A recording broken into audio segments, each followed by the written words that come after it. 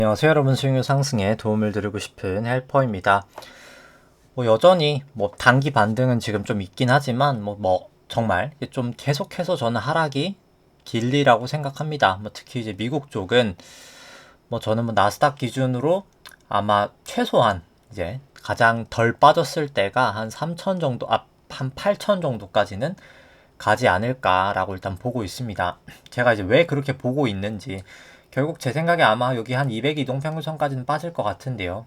최소한 이제 왜 그렇게 보고 있는지 일단 오늘 좀, 그래도 이제 내일부터 이제 추석 연휴이기 때문에 조금 한번 시간은 조금 길 수 있겠지만 좀 여러 다각도로 한번 좀 봐보도록 하고요. 이제 또 내일부터 이제 추석인 만큼 또 어디 지방이나 딴 데 가시는 분들 안전 운전하시고 또 추석 가족들과 잘 보내시면 좋으실 것 같습니다. 그냥 오늘은 바로 진도를 나가도록 하겠습니다. 증시 오늘 같은 경우에 어제 특히 미국 주식 많이 상승을 하면서 국내 주식도 큰 폭은 아닙니다만 상승을 하면서 끝이 났습니다. 코스피 0.3% 상승이 있었고요. 코스닥 같은 경우 한 1.3% 정도 상승이 있었습니다. 그 수급 같은 경우에는 제가 목이 일단 계속 안 좋은 건 좀 양해를 부탁드리고요. 코스피 같은 경우에는 오늘 이제 기관이 약 한 2,300억 정도 매수가 있었고요. 그 다음 개인 한 1,400억 정도 매수가 있었습니다. 외국인 같은 경우에는 제가 아니죠? 맞죠? 네. 외국인 같은 경우에는 보시면 거의 한 4천억 정도 매도가 있었습니다. 선물 같은 경우에는 이제 외국인이 한 2,500억 정도 매수가 있었고요. 그 다음 기관 한 2천억 정도 매수, 개인이 한 1,600억 정도 매도가 있었습니다. 그 다음에 이제 개인 같은 경우, 이제 코스닥 같은 경우에는 개인 한 1,800억 정도 매도가 있었고요. 그 다음 외국인 약 1,000억 정도 매수, 기관이 한 700억 정도 매수가 있었습니다. 누적 수급 같은 경우에는 이제 6월 선물 만기 이후로 봤을 때 이제 개인만 매수하고 있는 장입니다. 사실 외국인 좀 소폭 단기간 좀 매수를 하다가 다시 매도를 하면서 거의 순매수는 없는 상황이고요. 개인이 매수, 기관은 매도하고 있는 포지션이고, 선물 같은 경우에도 외국인이 좀 매수를 하는가 했다가 다시 매도 폭을 늘리면서 거의 순매도로 다시 돌려놓은 상황입니다. 연초 이후로 봐도 개인만 매수하고 기관, 외국인 다 매도 중이고요. 2015년부터 봐도 개인만 매수하고 있는 장, 수급은 상당히 좋아 보이지 않습니다. 그 다음에 코스닥 같은 경우는 개인만 여전히 매수하고 있는 건 똑같고요. 선물 같은 경우에는 크게 움직임은 없습니다. 장기 추세로 보더라도 여기도 개인만 매수하고 있는 장, 상당히 수급은 계속해서 좋지 않다. 그렇게 판단이 되고요.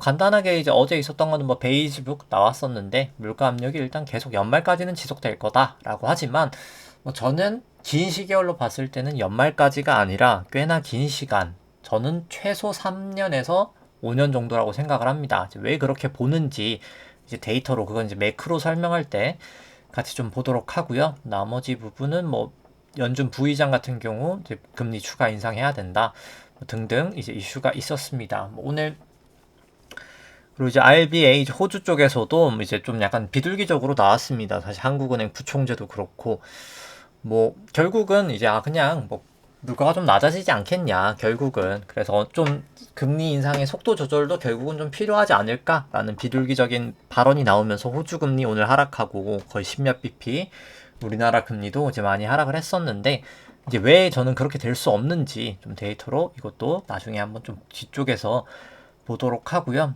그 다음에는 이제 밸류에이션 살펴보면은 파란 색깔이 이제 코스피 차트고요. 이제 빨간 색깔이 이제 코스피 안에 있는 기대 수익률인데, 이제 코스피 안에 있는 기대 수익률을 이제 국고채 10년 금리로 이제 차감한 이거를 이제 일드 갭이라고 하고요. 빨간색을 나눈 값을 이제 페드 모델이라고 합니다. 페드 모델은 조금 더 금리에는 민감한 모델이고요.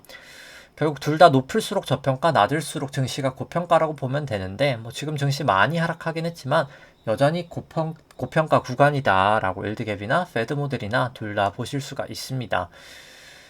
조금 긴 시계열로 봐도 충분히 밸류에이션 부담은 있어 보이는 영역이다라고 보실 수 있을 것 같고요. 그 다음에 이제 코스닥 같은 경우를 보더라도 밸류에이션 부담은 상당히 있는 영역이다라고 볼 수 있습니다. 그 다음에 이제 코스피랑 S&P 돼 있는 걸 봤을 때 뭐 두 나라 다 사실 밸류에이션 부담은 있고 미국이 훨씬 더 밸류에이션 부담은 저는 크다라고 생각을 하고요. 단기 시계열로 봐도 그렇고요.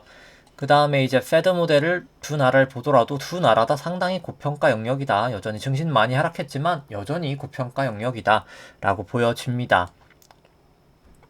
그 다음 이제 신용잔고 추이 같이 한번 살펴보면은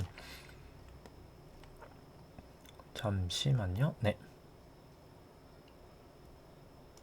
신용잔고 일단 먼저 절대 잔고부터 살펴보면은 잠시만요. 제가 24일 정도 방송을 하고 제가 저번 주는 좀 휴가였었고 이번 주 같은 경우에는 어제 회식이 있었어서 이제 방송을 목요일 하게 됐는데 아마 대충 24일 정도 했던 것 같으니까 뭐 크게 움직임은 없었습니다. 뭐 살짝 증가되는 모습 보이다가 최근에 감소하면서 19조 3천억 정도 모습 나타내고 있고요. 뭐 규모 자체는 여전히 높은 레벨이어서 계속 주의하실 필요가 있다라고 생각을 합니다. 신용잔고를 코스피 시총으로 나눈 수치도 여전히 높은 레벨이다. 높았을 때는 결국 항상 끝이 안 좋았다. 여전히 저는 부담되는 수준이다 라고 생각을 하고요. 신용잔고 증감 속도는 결국에 빠지는 추세일 때 끝이 좋지 않은데 뭐 여전히 좋아 보이지 않는 모양새입니다. 코스닥도 뭐 특별하게 다르지 않기 때문에 이건 차트만 보여드리고 설명은 좀 생략하도록 하고요. 그 다음 이제 매크로 밸류에이션 같은 경우에는 한국 일간 수출액 같은 경우에는 이제 조금씩 감소를 하고 있습니다. 근데 이게 인플레이션이 그러니까 명목 데이터잖아요. 이제 인플레이션이 반영된 만큼 사실 수출액은 높아져야 되는데 사실 그걸 감안하면 우리나라의 수출액은 훨씬 더 줄고 있다고 보는 게 맞겠죠. 그렇기 때문에 무역 적자 나고 있는 상황이다 라고 보시면 될 것 같습니다. 그러니까 수출이 좋다라고 하지만 그게 사실 명목이 아니라 실질로 봐야 되는데 사실 명목으로 봐서 그렇지 그렇게 좋지는 않은 상황이다 라고 보시면 될 것 같고요. ISM이나 ISM 비제조업 지수 둘 다 같은 경우에는 뭐 일단 고점을 치고 결국은 추세적으로는 빠지고 있는 추세다라고 보실 수 있습니다. 그 다음에 코스피를 일간 수출액으로 나눈 수치 같은 경우에는 과거 고점들 다 넘었다가 지금은 이제 하락하고 있는 추세고요. 글로벌 GDP 같은 경우도 코스피 시총하고 S&P로 나누어 봤을 때 과거 고점들을 넘었다가 빠지고 있는 추세로고 볼 수 있습니다.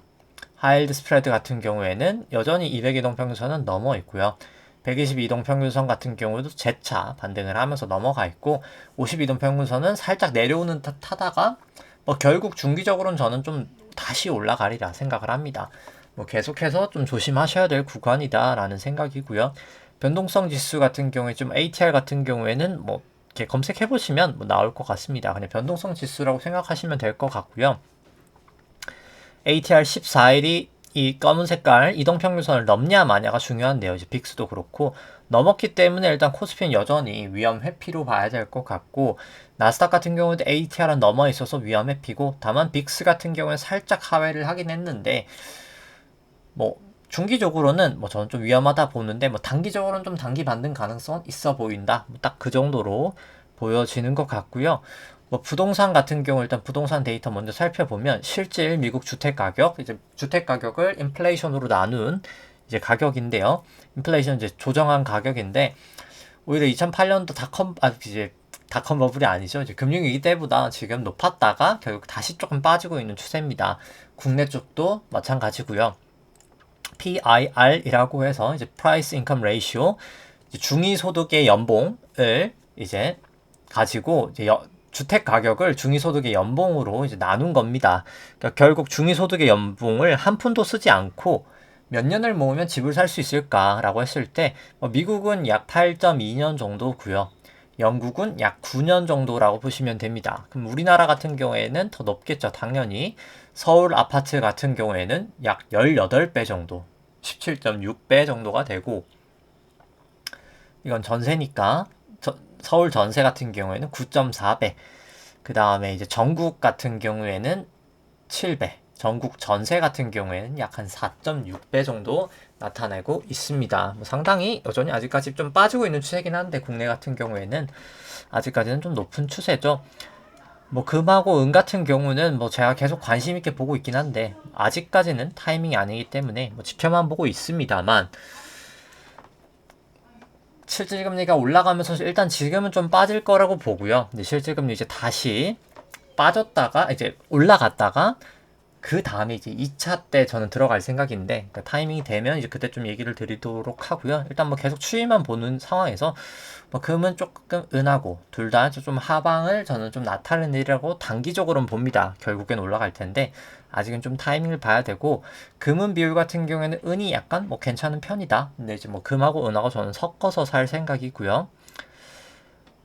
금 같은 경우에는 뭐 이제 KRX 금 현물이 가장 낮고, 뭐 저 같은 경우에 은 같은 경우에 이제 해외 쪽 ETF가 제일 나은 상황인데, 저는 그냥 이제 해외 쪽 그냥 선물을 하려고 생각하고 있습니다. 그냥 이제 제가 포지션 하고 있을 만큼 선물로 이제 은은 아예 그냥 포지션을 제가 그냥 구축을 해버릴 생각이고요. 뭐 선물이 뭐 위험하다라고 하는 이제 그런 편견이 있지만은, 뭐 예를 들어서 레버리지나 이제 뭐 3배짜리 미국 같은 경우에 뭐 유럽에 5배짜리도 있죠. 이제 그런 레버리지 같은 상품도 어차피 선물을 토대로 만드는 거거든요. 그래서 저는 이제 그거를 그냥 제가 직접 만들어서 그냥 보수도 낮고 어차피 레버리지도 더 크게, 어차피 제가 뭐 100억을 투자한다라고 치면은 뭐 예를 들어서 뭐 한 5억만 있어도 투자가 가능하기 때문에 무리하지 않는 선에서 저는 이제 은 같은 경우에는 뭐 그렇게 제가 원하는 포지션 금액만큼 투자를 하고 나머지 여윳돈은 오히려 그냥 이제 금리가 높은 다른 곳에 투자를 한다. 뭐 이제 그렇게 계획은 하고 있고요. 아직은 뭐 타이밍은 아니라고 보는데, 그 다음에 이제 BEI 기대 인플레이션과 이제 실질금리 같은 경우 살펴보면, 실질금리 계속해서 긴축 스탠스를 가져가면서 살짝 빠지는 척 이제 파월 발언 이후로 7월에 조금 비둘기적인 발언 이후로 빠졌다가 재차 이제 강하게 잭슨 홀 때부터 멘트가 나오면서 쭉쭉쭉쭉 다시 올라가고 있습니다. BI 같은 경우에는 빠지고 있고요. 당연히 증시에는 부정적인 영향을 계속 실질금리는 미치고 있는 상황이다 라고 보실 수 있는 상황이고요.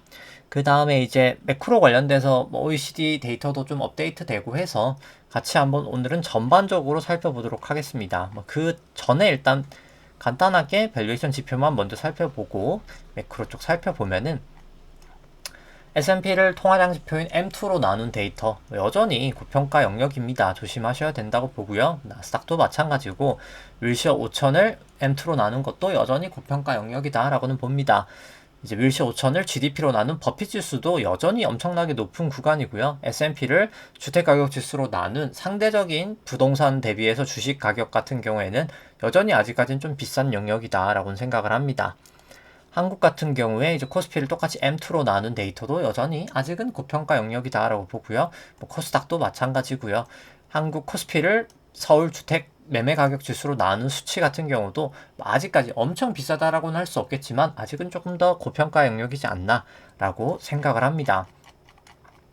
매크로 관련돼서는 뭐 제가 매번 반복되는 내용이지만 뭐 사실 뭐 지금 계속 얘기 드릴 건 뭐 그거밖에 없을 것 같기 때문에 똑같은 내용을 오늘은 조금 더 길게 조금 더 자세히 한번 설명을 해보도록 하겠습니다. 이제 빠짐없이 추석 전이기 때문에 뭐 결국은 돌고 돌아서 이제 화폐 발행 구조랑 이제 양적 완화, 테이퍼링에 대해서 정확하게 이해를 하셔야 됩니다. 그러니까 계속 뭐 똑같은 내용인 게, 이번 증시가 2009년부터 고점이 언제였죠? 작년이었나요? 재작년이었네요. 이제 기억이 가물가물한데 하도 오래돼서 작년이었네요. 작년 11월 미국 기준으로 긴 시계열로 본다라고 치면은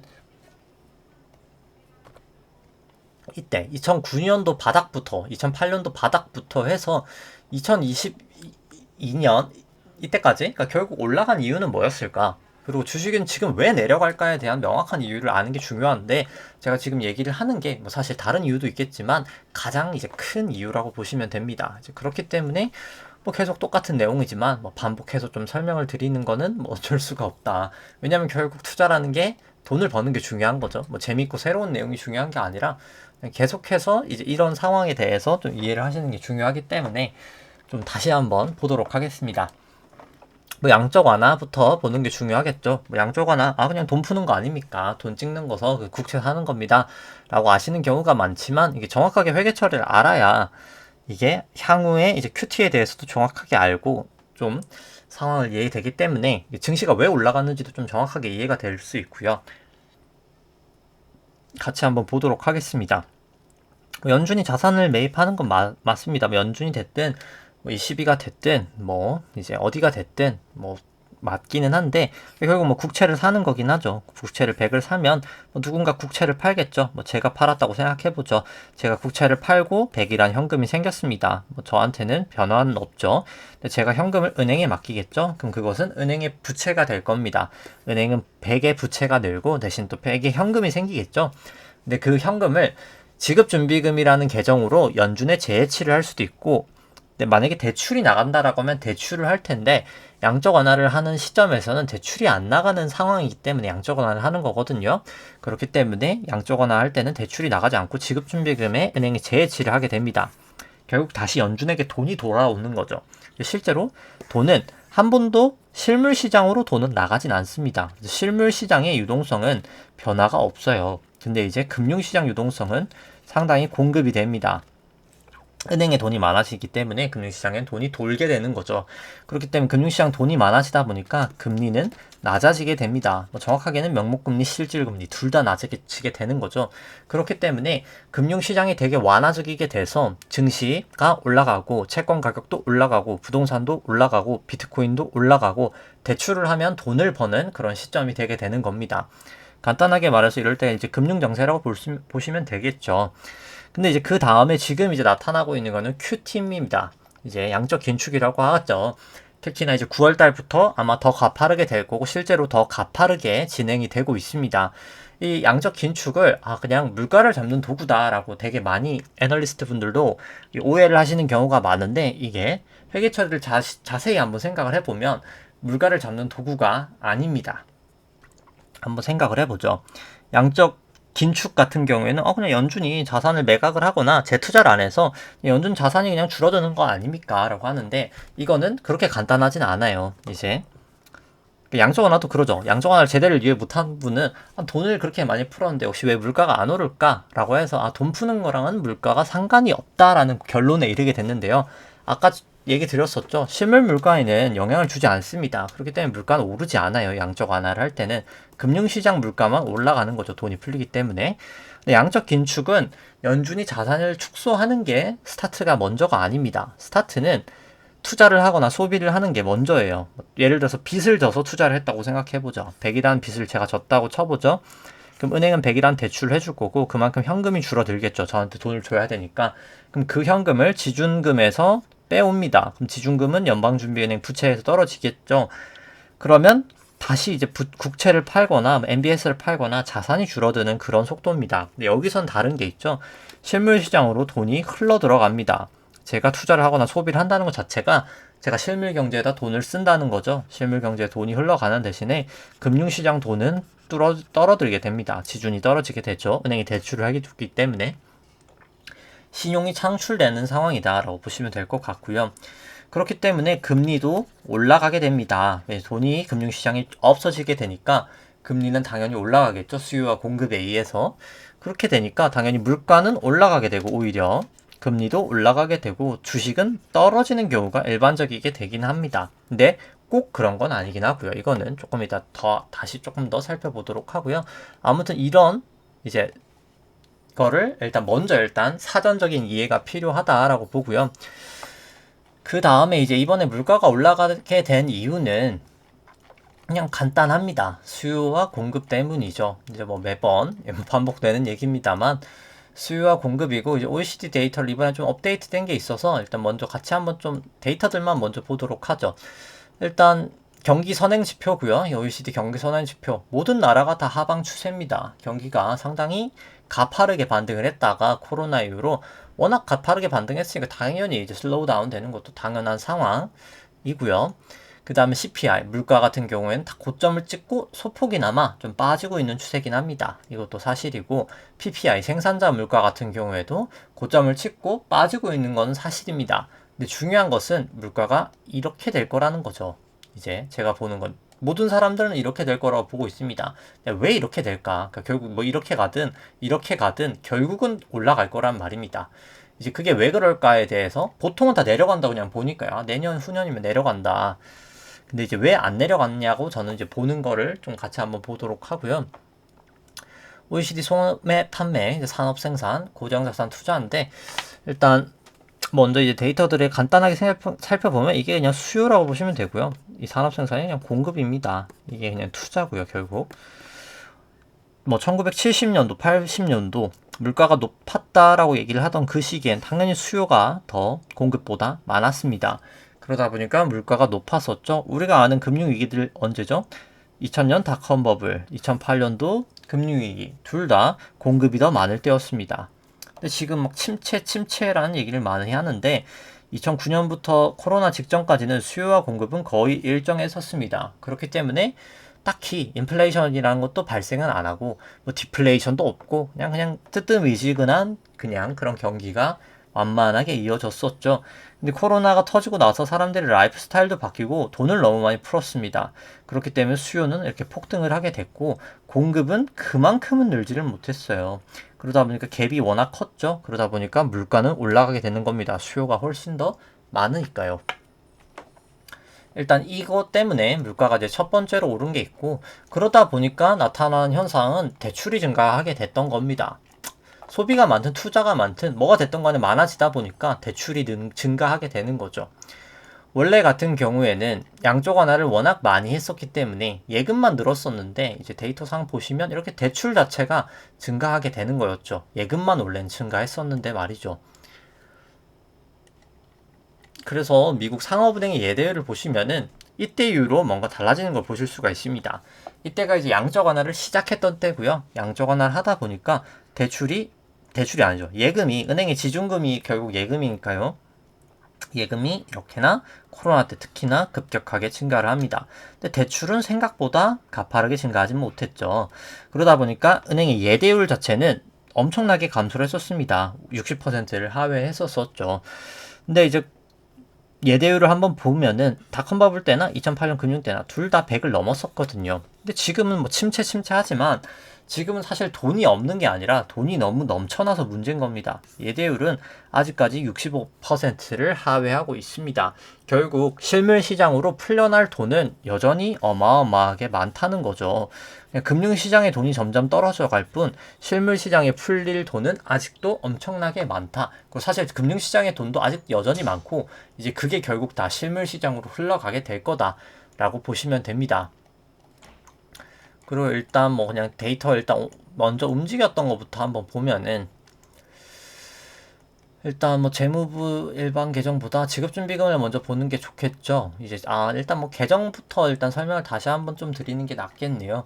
연방준비은행 보통 총 자산에 대해서만 얘기를 많이 하지만 항상 말씀드립니다만 연방준비은행이 부채 계정이 상당히 중요합니다. 그러니까 사실 부채를 알면 어차피 자산은 자동으로 알기 때문에 부채만 봐도 된다라고 할 정도인 거죠, 사실은.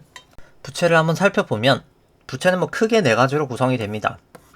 유통통화, 지급준비금, 재무부 일반계정, 리버스 레포 이렇게 네 개로 구성이 되는데 그냥 뭐 유통통화는 그냥 이제 뭐 프린트된 진짜 달러다 우리가 손에 이제 보여지는 그런 달러다라고 생각하셔도 뭐 크게 무방할 것 같고요. 지급준비금은 이제 은행이 이제 연방준비은행이 예치해 놓은 은행이 이제 유효현금이다라고 보시면 됩니다.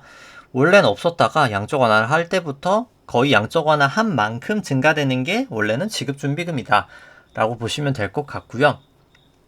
재무부 일반 계정은 미국 재무부가 뭐 국채를 발행하거나 세금을 걷거나 해서 거둔 이제 정부 재정 지출을 위한 현금이다 라고 보시면 될 것 같습니다. 리버스 레포는 그냥 연방준비은행이 단기 금융시장에서 차입을 해서 빌려온 돈이다 라고 생각하시면 됩니다.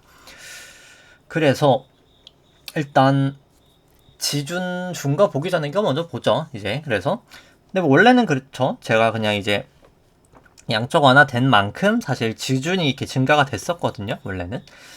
근데 이제 이때 코로나 이후로는 이 재무부 일반 계정이 상당히 좀 증가를 했었습니다. 왜 증가가 됐냐라고 설명을 하면 재정 정책을 하려고 이제 세금을 걷거나 국채 발행을 많이 했던 거죠.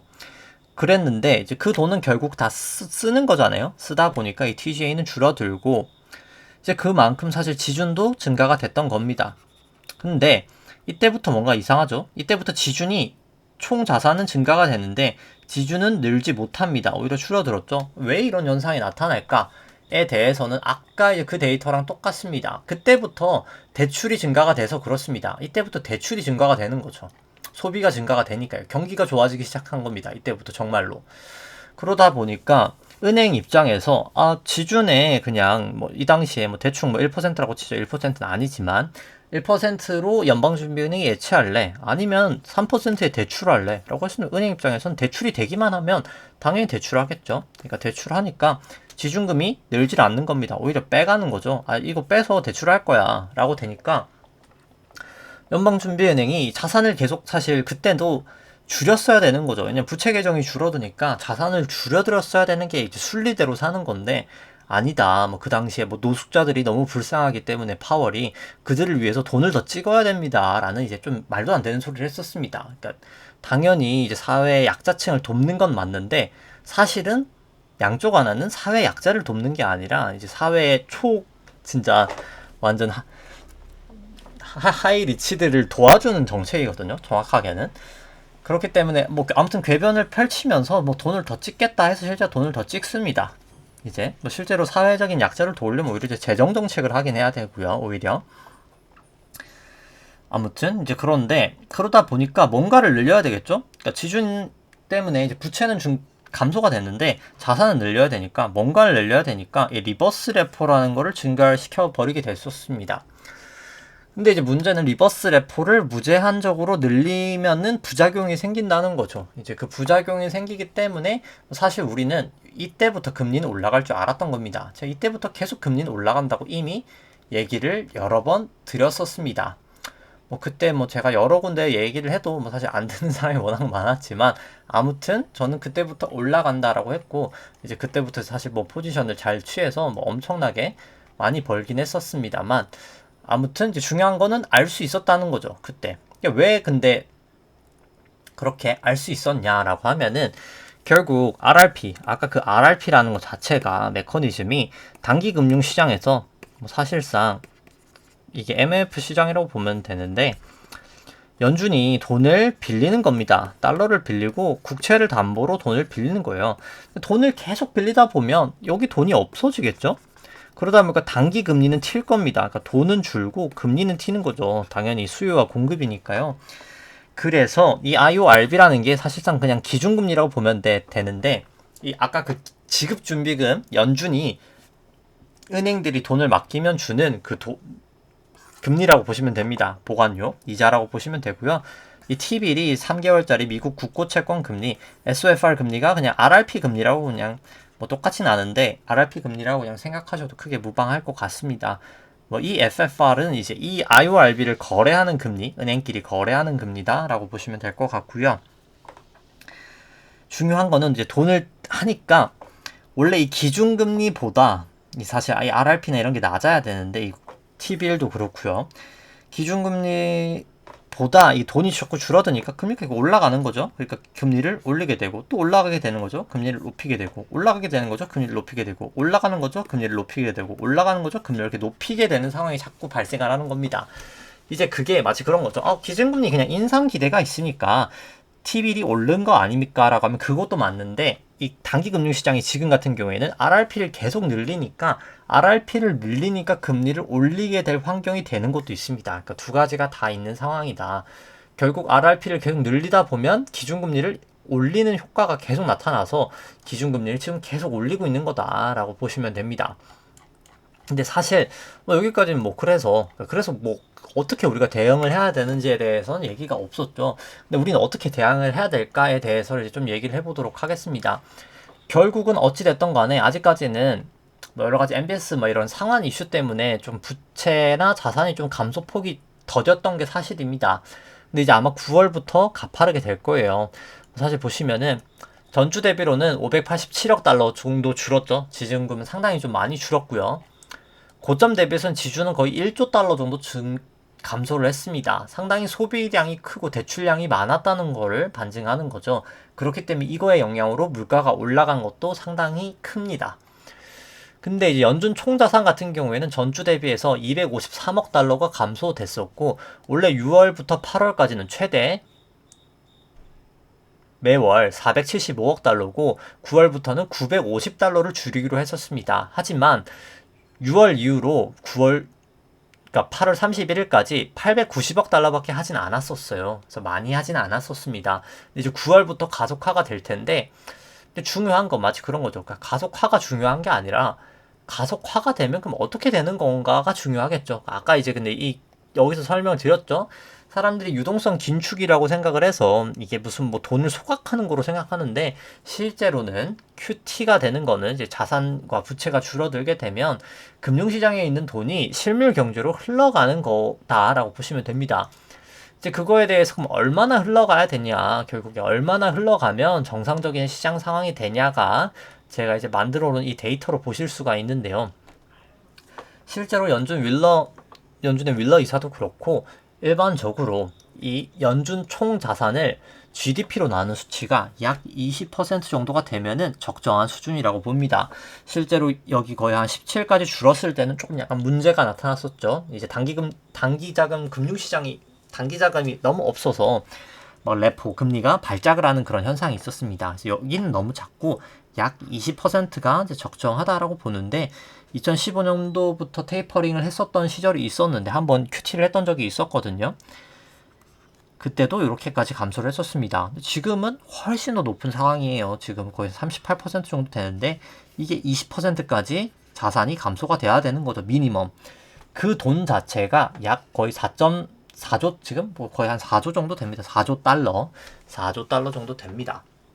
그래서 남은 게 지금이 뭐 대충 그러니까 4조 달러 정도인데, 이 돈이 풀리는 거는 이제 화폐량 효과라고 보시면 될 것 같고요. 화폐량 효과가 뭐 약 한 4조 달러 정도 남아있고, 그러니까 화폐량 효과는 아직 하나도 반영이 안 돼 있는 겁니다. 제대로 지금 자산이 감소했던 건 아니니까요. 근데 이제 지준이 줄면서 지준 때문에 1조 달러 소비는 이미 나타났잖아요. 그렇기 때문에 사실 소비를 할 수 있는 여력은 약 3조 달러 정도가 남아있다. 뭐 정확하게 한 이 정도, 3.2, 4.2 정도 되는데, 그냥 러프하게 소비는 3조 달러의 여력이 남아있고 화폐량 같은 경우에는 4조 달러가 더 있기 때문에 물가에는 이만큼 더 영향 미칠 게 남았다. 근데 지금 물가 올라갔던 게 사실상 소비 1조 달러의 영향밖에 안 됐었다. 근데 이제 물가는 이미 많이 올라갔죠. 근데 앞으로 남은 거는 훨씬 더 많이 남았다. 그렇기 때문에 문제는 계속 될 거다. 그럼 이제 막을 수 있는 방법은 없을까? 라고 연준이 생각을 하는 게 이제 금리 인상인 거죠.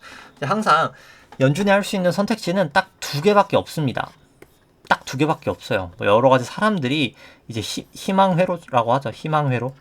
희망회로가 이제 뭐냐면은 경기 침체가 와서 그냥 물가도 낮아지고 금리도 낮아질 거야 라는 이제 희망회로인데, 저는 이게 아예 불가능하다고 봅니다. 그러니까 단기적으로는 빠질 수는 있어도 심리적으로, 중기적으로는 좀 불가능하다고 봅니다. 근데 왜 불가능하냐면 생각을 해보죠. 이제 두 가지 가능성밖에 없거든요. 연준이 갈 수 있는 길은 그냥 극단적으로 금리를 높지 않게 해서, 그러니까 상당히 높은 수준까지 유지하지 않아서 높지 않게 하는 겁니다. 높지 않게 해서 이 지준 자체가 떨어지게 되는 겁니다. 왜냐면 이거를 이제 먼저 설명을 해야 되겠죠. 금리를 높이면은 왜 지준이 안 떨어질까에 대해서 생각을 해보면, 아까 은행 입장에서 설명을 드렸었죠. 은행 입장에서 대출을 할래, 지준에다가 맡길래 라고 했을 때 지준금리가 결국 기준금리거든요. 이 기준금리를 높여버리면 대출에 비해서 메리트가 크겠죠. 그럼 대출이 덜 나갈 겁니다. 그러니까 지준금이 덜 떨어지겠죠. 근데 이제 금리를 상당 부분 못 높이게 되면 대출이 많이 나가겠죠. 그럼 지준금이 떨어지겠죠. 이제 그런 상황입니다. 그럼 금리가 높지 않게 해버리면 지준이 떨어지겠죠. 그러면 연준 총자산은 또 가파르게 떨어지겠죠. 그러다 보니까 돈이 많이 풀리겠죠. 그럼 물가가 올라가게 될 겁니다. 결국 물가가 높아져서 또다시 이제 금리를 높이게 결국은 될 수밖에 없을 겁니다. 이런 상황이 1번 케이스고요. 두 번째 케이스는 이제 금리를 그냥 선제적으로 많이 높여 놓는 겁니다. 이 많이 높인다는 거는 뭐 4%, 5%가 중요한 게 아니라 이 대출이 증가하지 않을 때까지 증가를 시킨다는 겁니다. 그러니까 퍼센트를 전 정해놓는 사람들은 사실 금융시장에 대해서 정확한 이해가 없는 분이라고 봅니다. 그래서 금리는 몇 퍼센트 갈 거야가 중요한 게 아니라 금리는 대출이 올라가지 않을 때까지 올려야 되는 게 핵심인 겁니다. 그게 몇 퍼센트가 될지는 아무도 몰라요. 왜냐면 그렇기 때문에 기대 인플레이션을 잡아야 된다라고 하는 거죠. 그러니까 결국 사람들의 대출을 하는 그 심리 자체를 잡는 게 중요하지, 뭐 금리가 3% 간다고 뭐 75bp를 3번 올리고 4번 올리고가 중요한 게 아닙니다. 75bp가 4번을 올리더라도 대출이 계속 증가하면 금리는 더 높일 수밖에 없는 겁니다. 근데 하다못해 금리를 지금부터 안 올려도 대출이 증가하지 않는다? 그럼 지금부터 금리 안 올려도 됩니다. 이제 그래서 대출 데이터를 계속 봐야 되는 거고요. 금리를 상당 부분 높여서 대출이 나가지 않는 수준까지 높인다고 하면은 그럼 지주는 떨어지지 않을 겁니다. 그러면 시간이 지나면서 GDP는 계속 높아지겠죠. 시간이 지나면서 그러다 보니까 완만하게 이게 내려올 겁니다. 완만하게. 근데 그 대신 금리를 계속 높은 거를 감당을 해야 되겠죠. 장단점이 있는 겁니다. 그러니까 비둘기파 분들은 그냥 높지 않게 해. 경기 침체 오니까 이제 이렇게 보는 거죠. 경기 침체 오니까 높지 않게 해. 근데 경기 침체가 오는 게 아니라 지준이 떨어져서 물가는 더 오를 겁니다. 결국에.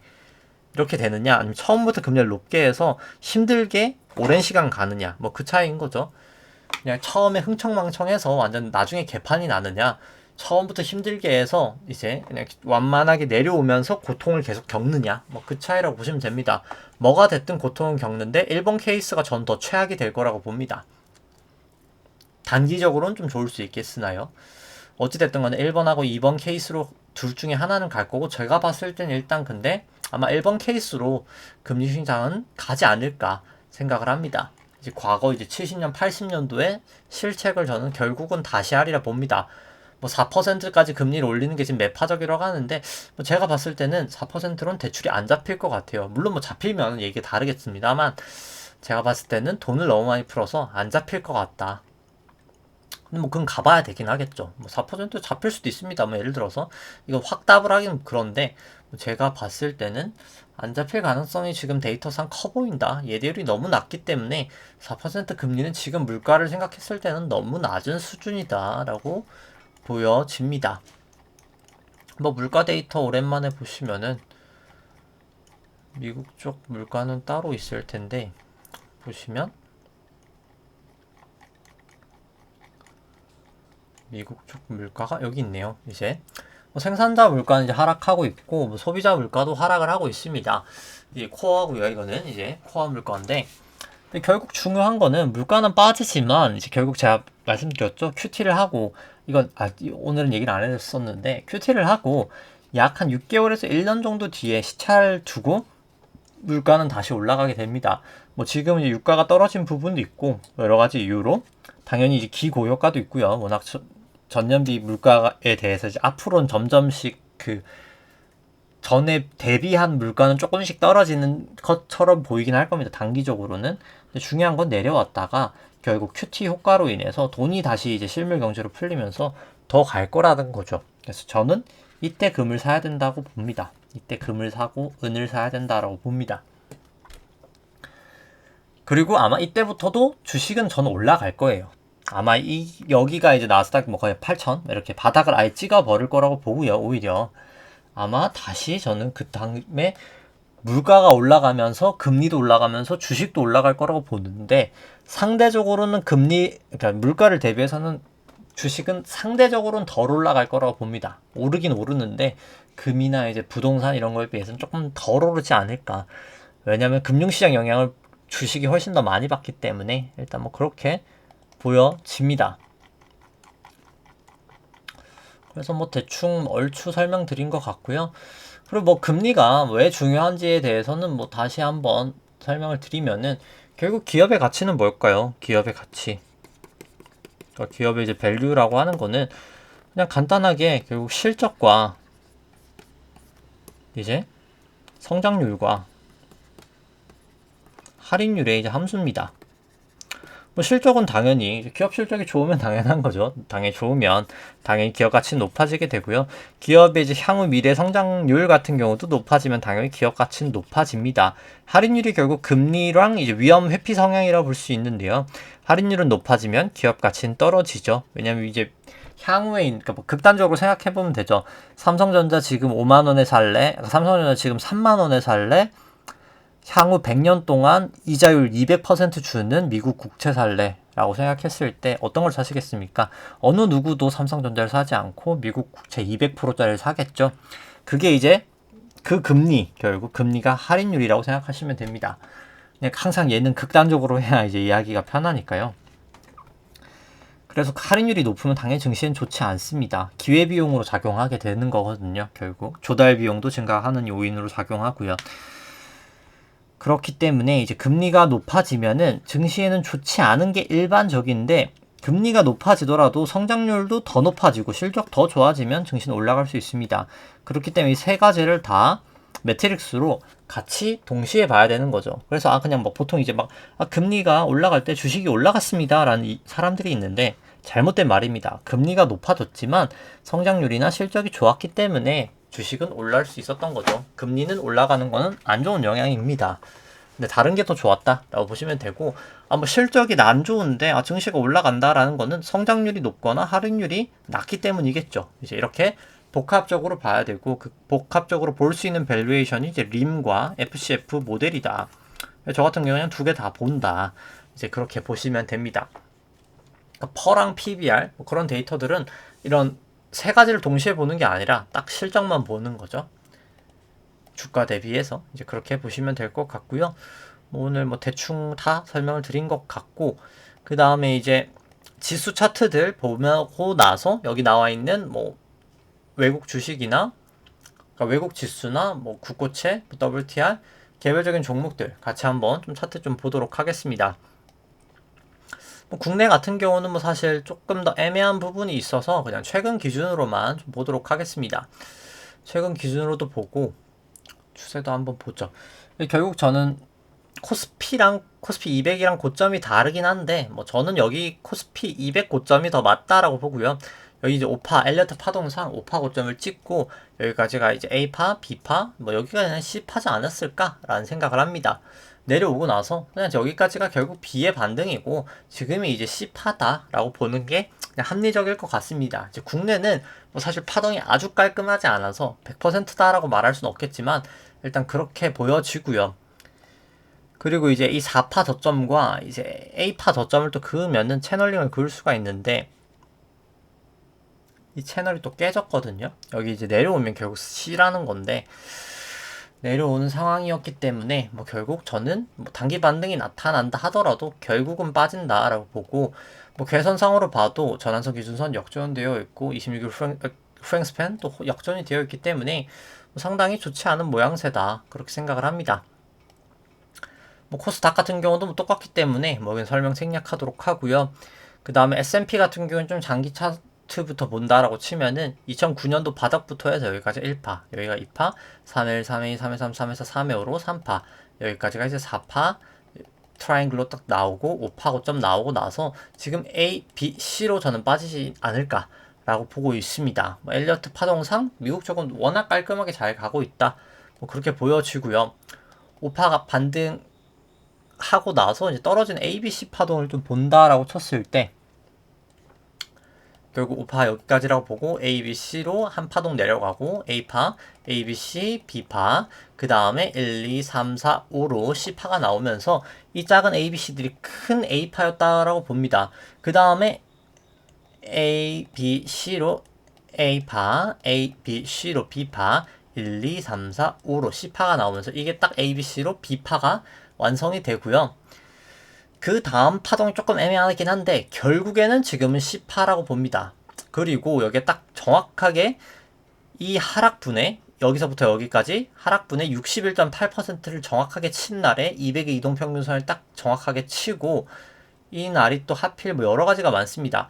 피보나치 비율 61.8, 618, 200 이동평균선 겹치고 거기다가 여기가 32 변화일 딱 하루 뒷날, 여기가 26일 변화일 거의 뭐 근처 날짜죠. 여기도 보시면은 여기는 잠시만요. 여기는 33은 안 왔었나 보네요. 33은 여기인데 뭐 33은 안 왔었고, 아무튼 정말 여러 가지 날들이 많이 오는 이 변화일이란 날이었습니다. 그러니까 변화일이 뭐 무조건 변화를 하는 건 아닌데 위든 아래든 그러니까 추세가 계속 지속이 되든 아니면 이렇게 꺾이든 하는 위치를 이제 보는 일목균형표의 이제 기법인데, 뭐 피보나치 비율과 200 이동평균선과 이 파동도 1, 2, 3, 4, 5로 꽤나 깔끔하게 잘 나왔었기 때문에 명확하게 이제 하방을 나타내는 상황이었습니다.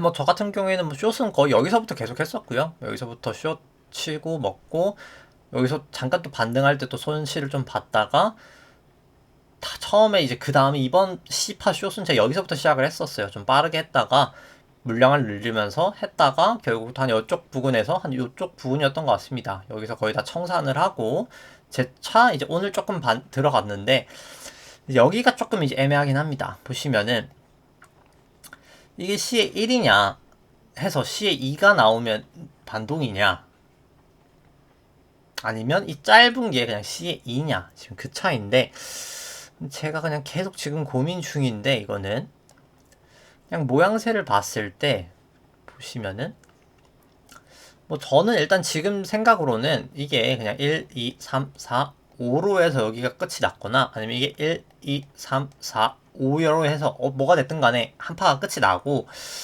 제가 지금 생각하기에는 C의 1이 그래서 끝이 나고 C는 무조건 5파로 이렇게 내려가거든요. 8천까지 내려간다고 치셨을 때 한 파는 끝나고 지금 단기 반등 파동인데 이게 아마 A 파동이고 그러니까 B는 또 A, B, C로 이루어지거든요. 이 파는 그러니까 이 B가 아니라 2파죠. A, B, C로 이루어질 텐데 A, B, C 이런 식으로 저는 가지 않을까 생각을 합니다. 이렇게 보시면 이런 거죠. A, B, C 이런 식으로. 근데 중요한 거는 뭐 이게 A, B, C가 됐든 이미 지금 C의 2가 됐든 어찌 됐든 간에 남은 건 C의 3이라는 거죠. 결국 단기 반등이 얼마까지 나타날지 모르겠지만 결국엔 빠질 거기 때문에 하방에 대한 조심은 저는 계속 하시는 게 낫지 않을까 생각을 하고 뭐 그나마 근데 이제 좀 제가 C의 2라고 조금 보는 요인은 딱 여기 200 이동평균선에서 다였었죠. 다이고 200이 아니라 구름대에서 딱 반등을 잘했죠. 이제 그런 부분이 조금 있어서 그렇습니다. 뭐 특히나 이제 S&P 같은 경우 여기 추세선을 그었을 때도 거의 닿는 부분에서 또 하락을 했었고 하향 추세선도 여기서는 이제 조금 이탈을 했다가 다시 좀 돌아와서 재차 하락하면 뭐 그때 조금 더 보수적으로 대응을 하는 게 맞지 않을까라는 생각입니다. 뭐 나스닥은 차트 똑같기 때문에 뭐 설명 생략하도록 하고요. 뭐 저 같은 경우에 숏은 나스닥으로 하고 있습니다. 많이 올랐죠. 나스닥이 제일 많이 올랐죠. 전 세계 지수 중에서. 그렇기 때문에 가장 많이 빠질 것도 나스닥이겠죠. 항상 주인공이 떨어질 때도 주인공이다. 올라갈 때도 주인공이고 떨어질 때도 주인공이다 라고 생각을 합니다. 비트코인 같은 경우는 고점 찍고 A, B, C 맞은 것까지는 똑같은데 여기가 이제 전 좀 애매하다고 봐요. 그러니까 비트코인 같은 경우에는 이게 그냥 2파 나오고 결국 그러니까 B파 나오고 나서 그냥 C의 1 여기도 그럼 C의 2가 나와야 될 텐데 이게 이더리움 같은 경우가 지금 제가 차트를 준비하진 않았는데 좀 너무 세게 반등 이미 해버렸거든요. 그래서 그냥 이더리움 봤을 때 아니야 C의 3일 수도 있지 않겠나 라는 생각도 드는데 조금 애매한 것 같습니다. 지수 차트만 봤을 때는 C의 2가 오는 게 지수로는 맞는데 또 이더리움을 봤을 때는 C의 3일 수도 있어서 좀 애매한 부분은 있지만 뭐 중요한 건 C의 2가 온 다음에 C의 3이 오던 바로 C의 3이 오던 결국은 C의 3은 온다. 기나긴 하락장은 어차피 온다 라고 보여집니다.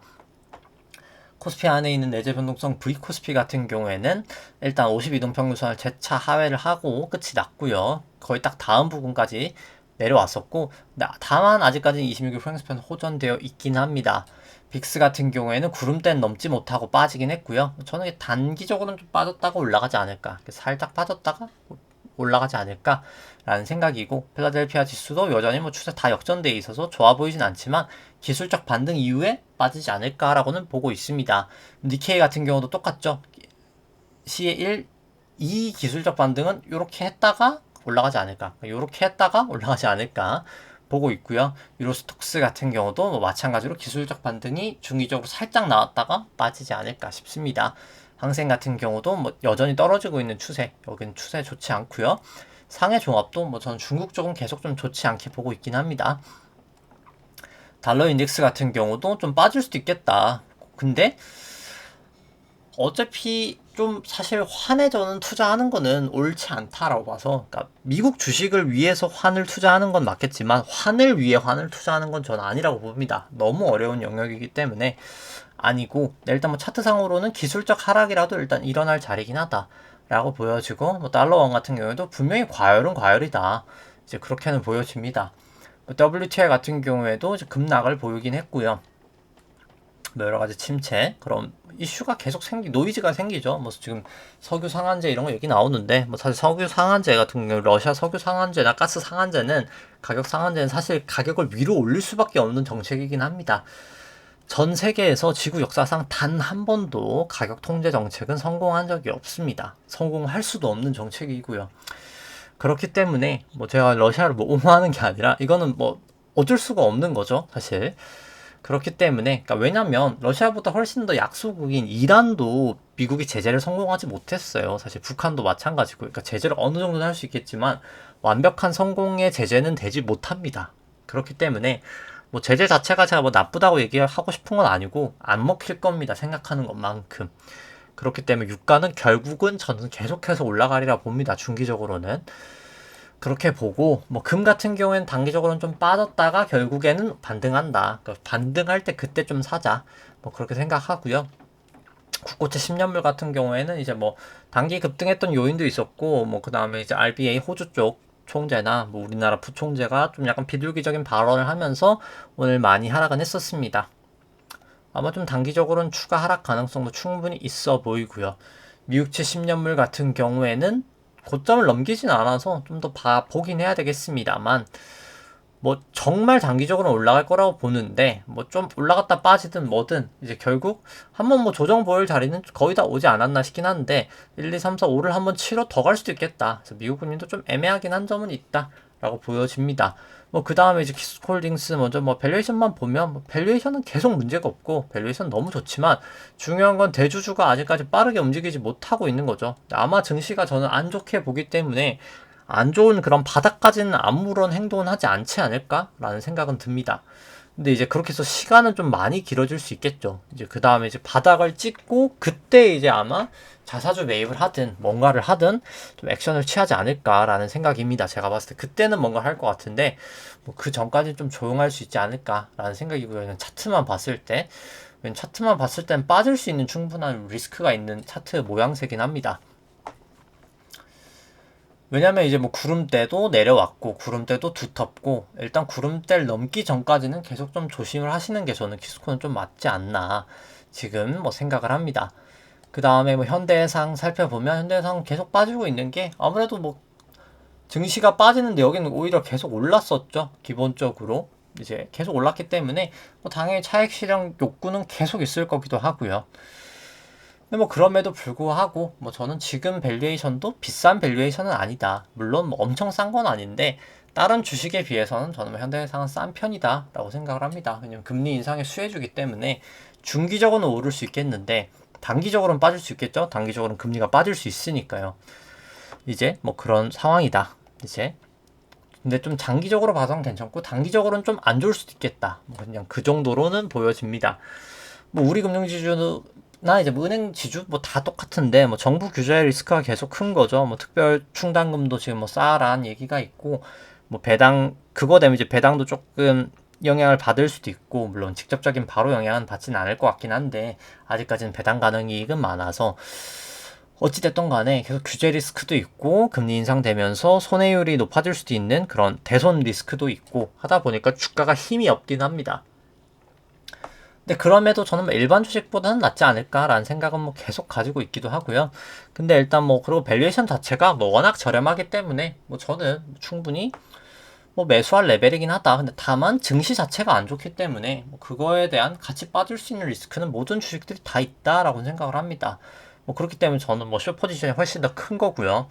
중기적으로 하나금융지주도 뭐 싼 거는 맞는데 뭐 상대적으로는 우리가 더 싸 보인다. 이제 뭐 나머지 주식도 마찬가지고요.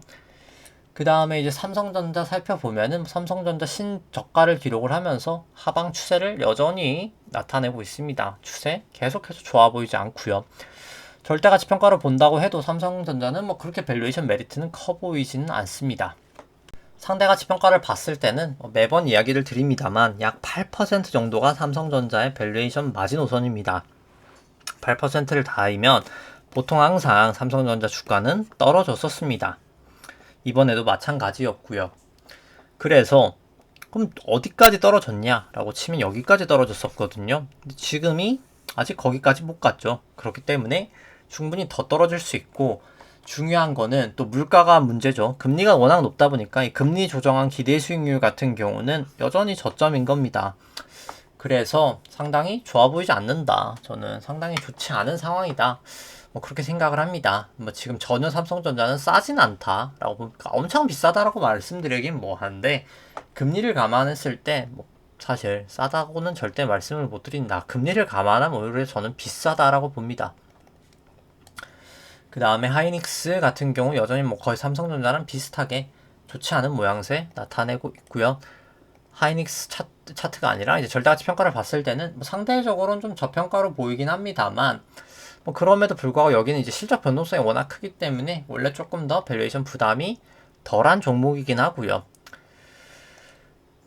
근데 뭐 그냥 상대가치 평가로 봤을 때는 거의 비슷비슷하죠. 삼성전자랑 느낌이 비슷하죠. 뭐 여전히 아직 저점에는 오지 않았다. 뭐 그렇게 달려들고 싶은 밸류에이션은 아니다라고 보여집니다.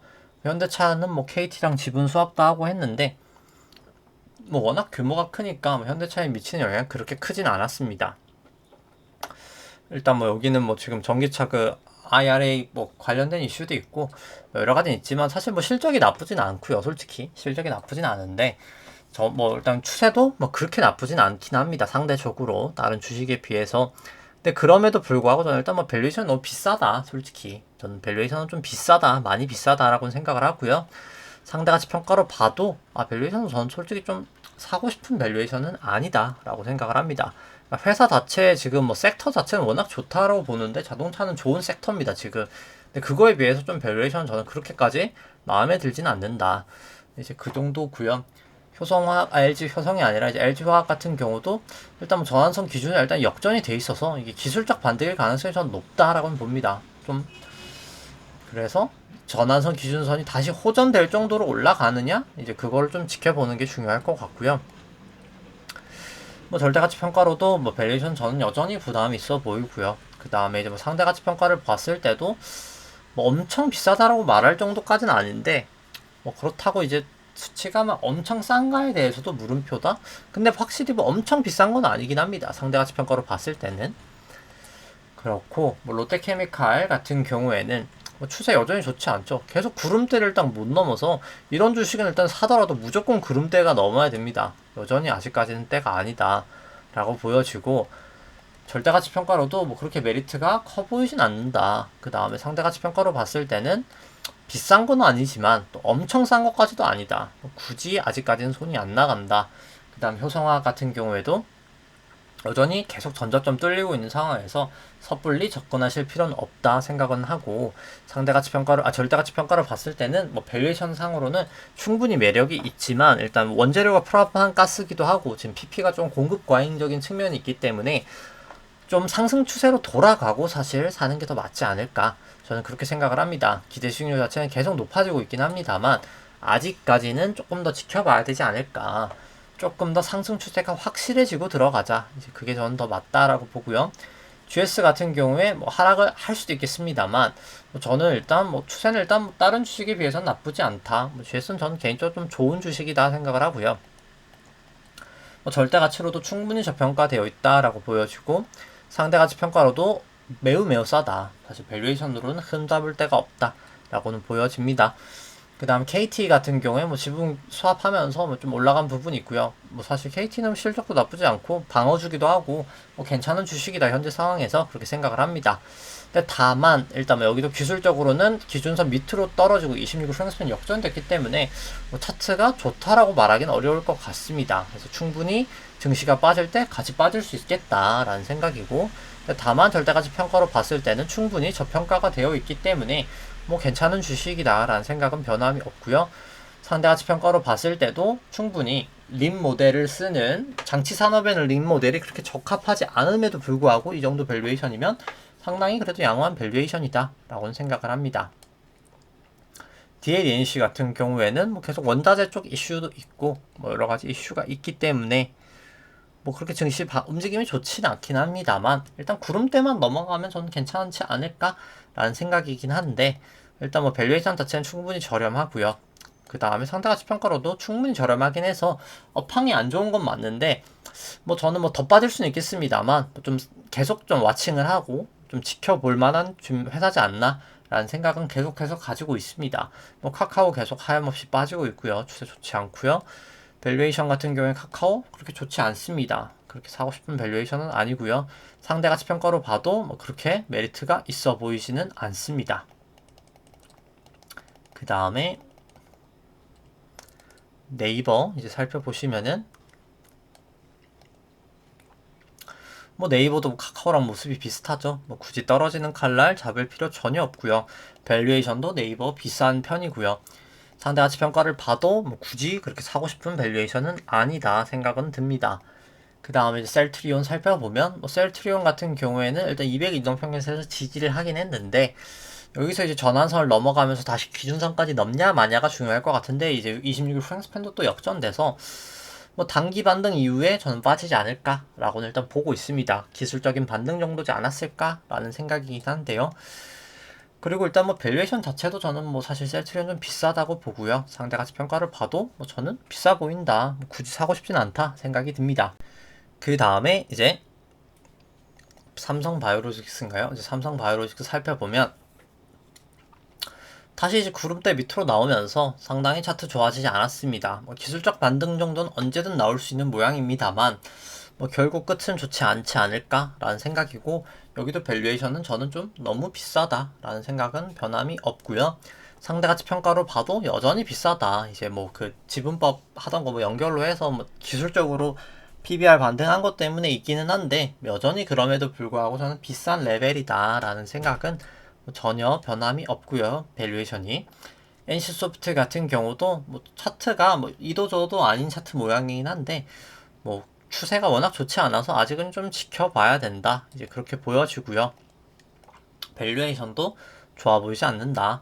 그 다음에 상대가치 평가로는 좀 괜찮은 것처럼 보이지만 뭐 금리 감안했을 땐 그렇고 지금 뭐 사실 워낙 IP가 이제 노후화되고 있고 리니지 관련된 IP가 워낙 노후화되고 있기 때문에 이제 그런 뽑기 관련된 그런 이슈 이제 그것도 계속 뭐 이어지고 있고 뭐 지금 좋은 상황은 아닌 것 같습니다. 사실 NC는 뭐 어떻게 보나 지금 뭐 결국 신작이 대박이 다시 나야 되는 거겠죠. 이제 근데 뭐 참 게임이라는 게 한방 되기가 쉽진 않죠. 지금 뭐 네오위즈 같은 경우에는 뭐 피해 시험이었나요? 이제 그게 좀 잘 되면서 계속 주가가 잘 가고 있는데 뭐 그렇게 대작을 내거나 대박을 내는 게 쉽지가 않죠. 물론 아직 출시를 한 건 아닙니다만 이제 그거 같은 경우에는 아무튼 그런 상황이고 뭐 포스코 같은 경우에는 일단 구름대를 상회는 하고 있긴 합니다만 일단 52동평에서 좀 지지를 또 하긴 했고요. 여기서 이제 지지를 하냐 안 하냐가 좀 중요할 것 같기는 한데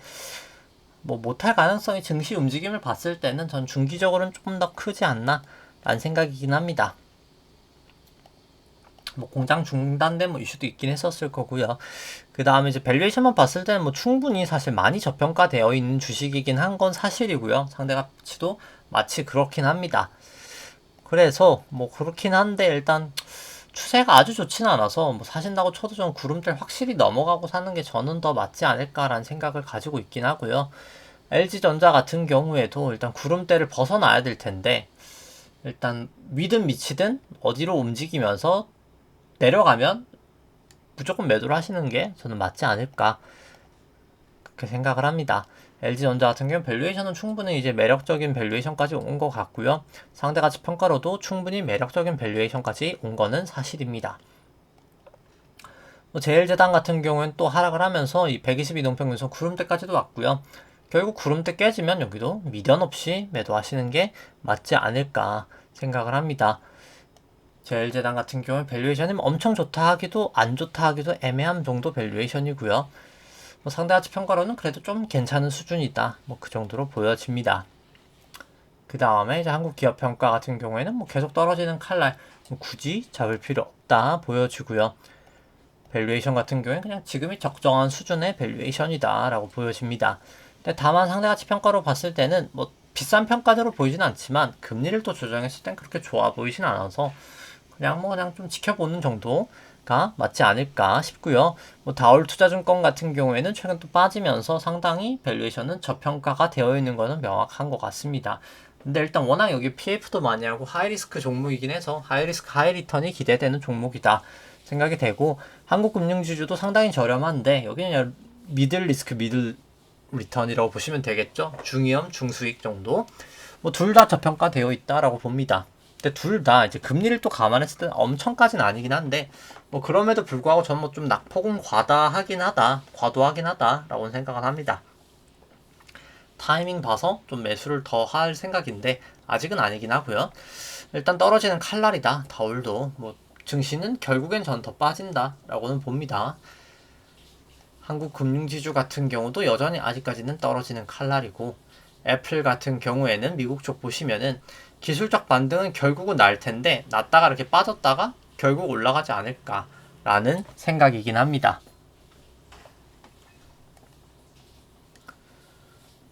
뭐 애플 뭐 굳이 이제 파동으로 생각해 본다면 A, B, C파 나오고 나서 B파 나오고 C에 1, C에 2, C에 3, C에 4, C에 5 이런 식으로 빠지겠죠. 애플 같은 경우에는 뭐 테슬라 같은 경우도 마찬가지다라고 보여주고요. 똑같이 A, B, C 다운 다음에 B 다음에 C가 이렇게 내리꽂는 파동 나타나지 않을까. 여기는 52동평균에서 좀 지지되는 모습이 나타났는데 뭐 결국 기준선이나 여기 200일을 넘지는 못하지 않을까라는 생각입니다. 그 다음에 이제 아마존도 뭐 똑같은 모양새죠. 결국 기준선이나 뭐 전환선 200일 동평 셋 중 하나에서 막혀서 재차 이제 C의 3으로 내려가지 않을까 싶습니다. 뭐 게임스톱 같은 경우에는 뭐 여전히 떨어지는 칼날. 그 다음에 이제 기술적 반등 나왔다가 다시 한번 빠지지 않을까라고 보고 있습니다. 뭐 결국 뭐 추석입니다만 뭐 사실 주식에 대해서는 좋은 얘기를 해드릴 거는 없는 것 같습니다. 결국에는 2008년부터 이렇게 돈을 엄청나게 찍어댔죠. 이 찍어댄 돈에 대한 후폭풍은 올 거라고 봅니다. 이제부터 시작이다. 뭐 사실 2009년부터 2021년까지 증시 오르면서 다들 좋았습니다. 부동산 산 사람도 좋았고 모두가 좋았죠. 근데 그 좋았던 거는 결국 이 돈을 실물 이제 신용화폐가 돈을 찍어내면서 만든 사실 허상이었습니다. 그 허상은 이제 다시 부작용을 만들면서 물가를 올리게 될 거고요. 다시 이제 쌓아왔던 이제 거품의 탑은 무너지게 될 겁니다. 근데 무너지고 나서는 또 다시 올라가겠죠. 왜냐면 당연히 쌓고 무너지고 쌓고 무너지고 쌓고 무너지고 그런 상황이 될 텐데 굳이 무너지는 상황에서 우리가 무너지는 곳에 있어야 될 필요는 없다라고 생각하고 뭐 저 같은 경우는 무너지는 걸 먹기 위해 숏을 치는 거죠.